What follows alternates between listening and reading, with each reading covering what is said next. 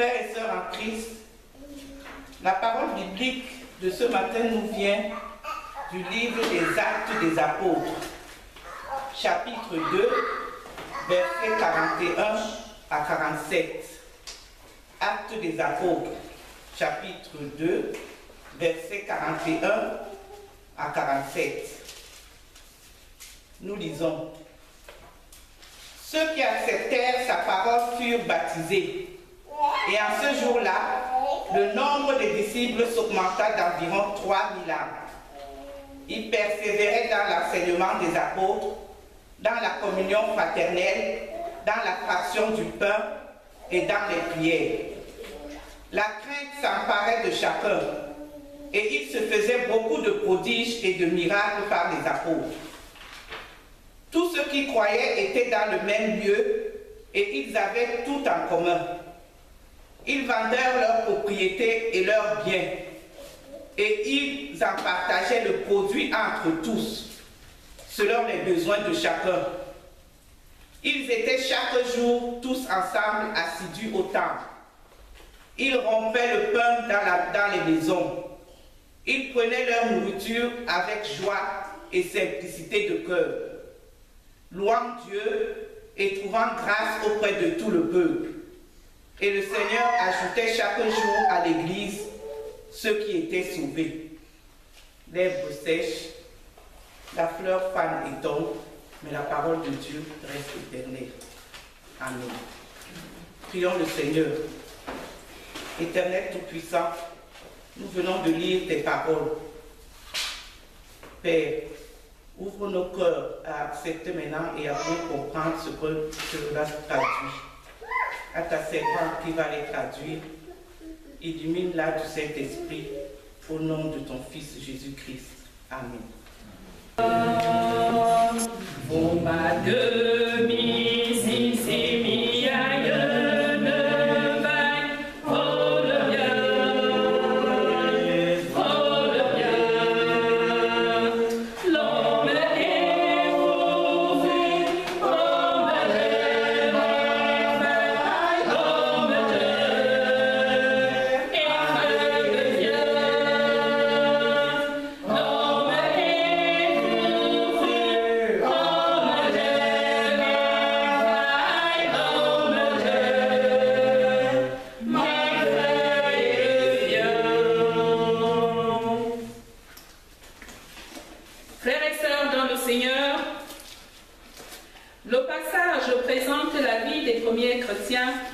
Sous l'action du Saint-Esprit. On voit comment les gens se convertissent, ils acceptent la parole et se font baptiser. Le texte nous parle d'environ 3000 âmes ce jour-là. Cette précision chiffrée de Luc suggère que le nombre de personnes converties et baptisées était consigné dans un registre. L'enseignement des apôtres était le fondement qui permettait aux croyants de grandir et d'atteindre la majorité spirituelle.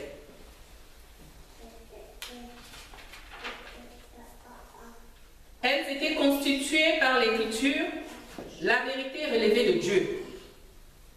Les apôtres avaient reçu et enseigné avec fidélité.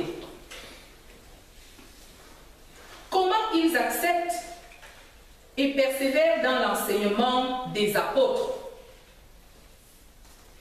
Ils communient ensemble, ils prient ensemble.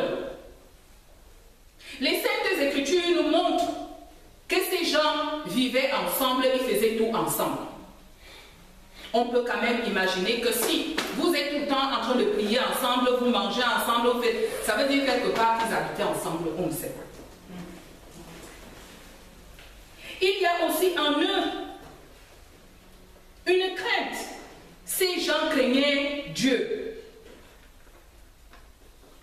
Ils craignaient Dieu à l'égard de ce qui se passe avec les miracles et les prodiges faits par les apôtres.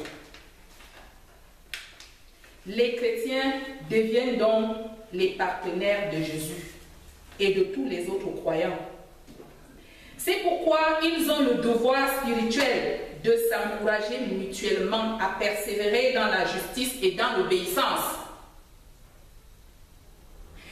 Ces chrétiens d'autrefois n'étaient pas censés de se décourager entre eux, mais ils avaient le devoir mutuel de s'encourager entre eux, parce qu'ils faisaient tout ensemble. Les Saintes des Écritures nous révèlent que ces gens étaient toujours ensemble. Une autre réalité de la vie est qu'ils menaient ensemble une vie de partage avec le souci de l'autre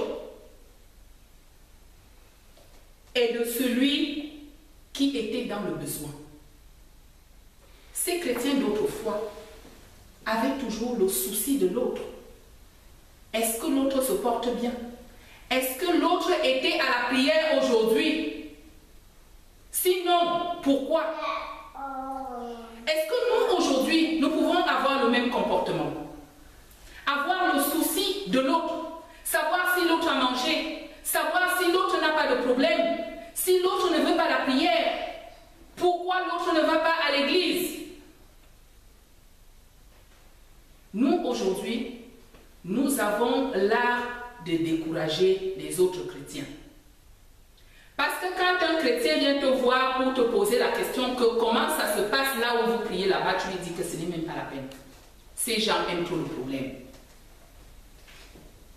Mais à cette époque-là, chaque personne avait le devoir de se soucier de l'autre. Les plus riches avaient le devoir de se soucier des autres. Il n'y avait pas de pauvres, il n'y avait pas de riches. Parce qu'on nous montre dans les Saintes Écritures que tous ces gens étaient tout le temps ensemble. Ils partageaient tout. Ils avaient le souci de savoir que comment vit l'autre actuellement. À l'illusion de la table du Seigneur, la table sainte, à laquelle, parce que quand nous arrivons dans des festins, il y a toujours des séparations, contrairement à la table sainte à l'église où tout le monde doit avoir part. Il n'y a pas que toi tu ne dois pas communier parce que... Mais dans nos fêtes, nous voyons comment ça se passe. Il y a ceux qui mangent le poulet et ceux qui mangent la sauce d'arachide. Mais il n'était pas question de ça avec les chrétiens d'autrefois. Le texte nous dit que tous ceux qui croyaient étaient dans le même lieu. Ils avaient tout en commun. Cette expression ne signifie pas que ces premiers chrétiens vivaient en communauté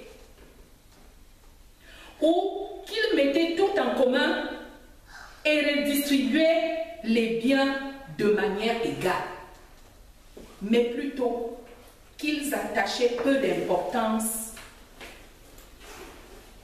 à leur propre possession. Ils attachaient peu d'importance à leur propre possession et qu'ils étaient prêts à les employer à tout instant pour venir en aide à leur prochain selon les besoins. Les Saintes Écritures nous disent qu'ils vendaient ce qu'ils avaient afin de se procurer de l'argent nécessaire pour les croyants dans le besoin. Vous vous rendez compte? Qu'on te demande aujourd'hui de vendre tout ce que tu as parce que l'ancienne église Massot-Germaine est dans le besoin, ou bien que l'ancienne église Massot-Germaine doit vendre tout pour aider les autres. C'est chaud. Mais pourquoi ces gens étaient capables de faire ça? Ils étaient remplis du Saint-Esprit, oui. Nous, aujourd'hui, nous sommes remplis de quoi? Est-ce que les gens, les chrétiens de l'époque, avaient au plus de Saint-Esprit que nous? Parce que quand nous lisons la Bible, nous voyons ce que ces chrétiens faisaient. Nous ne sommes même pas capables de faire, ne serait-ce qu'un cinquième. Enfin, l'assiduité au temple. Les croyants se rendaient au temple pour louer Dieu, observer les heures de prière quotidiennes et témoigner joie et une simplicité de la louange. Les jours de prière n'étaient pas des jours où on s'occupe. On nous montre que ces chrétiens, c'était des chrétiens qui se rendaient au temple. Nous sommes quel genre de chrétiens? Est-ce que le dimanche, tu as le souci de te rendre au temple, d'appeler ta soeur, ton frère en Christ, de savoir si vous allez vous retrouver au lieu de prière ou alors le dimanche, tu organises ta vie personnelle. Cette vie des premiers chrétiens interroge la nôtre aujourd'hui, frères et sœurs dans le Seigneur. Que faisons-nous qui soit semblable à ceux qui faisaient les premiers chrétiens? Quand nous lisons ces saintes écritures, toi-même tu vois tout ce qui est énuméré dans le texte. Est-ce que toi, en tant que chrétien, tu peux faire ne serait-ce que le 1/5 en faisant le décompte de leurs actes et des apôtres? Sommes-nous égalité aujourd'hui, frères et sœurs dans le Seigneur? Avons-nous moins de choses à réaliser? Si oui, avons-nous reçu moins de Saint-Esprit? Est-ce que nous avons reçu moins? Et ces chrétiens, les premiers chrétiens de l'époque, peut-être un peu plus.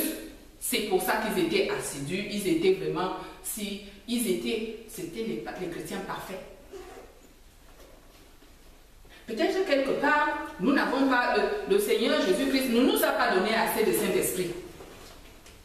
Si c'est le cas, qu'est-ce qu'il faut faire pour qu'il nous accorde encore un peu plus? Surtout nous les femmes aujourd'hui. Pour que nous soyons non ceux-là qui ont ventilé la nouvelle qu'il est là, il est là, il est là, mais celles-là qui peuvent être capables de réunir l'Église. Ces femmes qui peuvent être capables de préserver leur maison. Parce que c'est la femme qui est le cœur de l'Église, c'est la femme qui est le cœur de la maison. Quand la femme crée les problèmes dans l'Église, ça ne marche pas. Quand l'ACF est handicapé, il faut être sûr que ça ne va pas marcher. Mais quand l'ACF a des femmes dynamiques, nous voyons comment ça se passe. C'est la joie, c'est la bonne humeur. Quel genre de chrétiens sommes-nous au jour d'aujourd'hui? La question qui nous est posée ce dimanche, chrétien de l'EPC, prouve par tes actes que l'Esprit Saint travaille en toi. Chrétien de l'EPC, prouve par tes actes que l'Esprit Saint travaille en toi. Parce que là où l'Esprit Saint travaille, il y a des fruits. L'Esprit Saint n'est pas stérile. Si dans nos vies, on ne voit pas les fruits, ça veut dire que quelque part, l'Esprit Saint n'opère pas en nous. Frères et sœurs dans le Seigneur, autant de questions qu'on se pose dans ce texte, c'est à nous-mêmes de répondre. Si vraiment nous rentrons dans le décompte de tous ces gens qui étaient quand même les premiers chrétiens, ils ont eu la volonté, ils ont eu le courage, tout ça parce qu'ils avaient de l'Esprit Saint. Si nous, on n'a pas le courage, peut-être qu'on n'a pas l'Esprit Saint, tout simplement. Et pour en avoir, je pense qu'il faut demander parce qu'on voit quand même que c'était des gens qui étaient, ils étaient. Essayons tout simplement de copier pour que la grâce de Dieu continue sur terre. Amen. Prions le Seigneur. Éternel Dieu, notre Père, merci Seigneur pour ces conseils tirés dans tes saintes écritures. Toi qui es celui-là qui est le Dieu saint, toi qui es celui-là qui donne toutes choses, remplis-nous, Père éternel, de ton Esprit Saint, afin que cet Esprit Saint travaille en nous et pour que nous puissions être capables d'être ceux-là qui peuvent être des chrétiens parfaits. Seigneur, apprends-nous aussi à pouvoir nous encourager mutuellement avec nos frères et sœurs. Seigneur, donne-nous surtout la force de pouvoir partager ce que nous avions dans nos vies et de savoir, Père éternel, que nous devons toujours avoir le souci de l'autre et venir en aide à ceux qui sont dans le besoin. Fais de nous désormais, Père éternel, les ambassadeurs de ton Saint-Esprit. Au nom de Jésus le Christ, celui-là qui est mort sur la croix.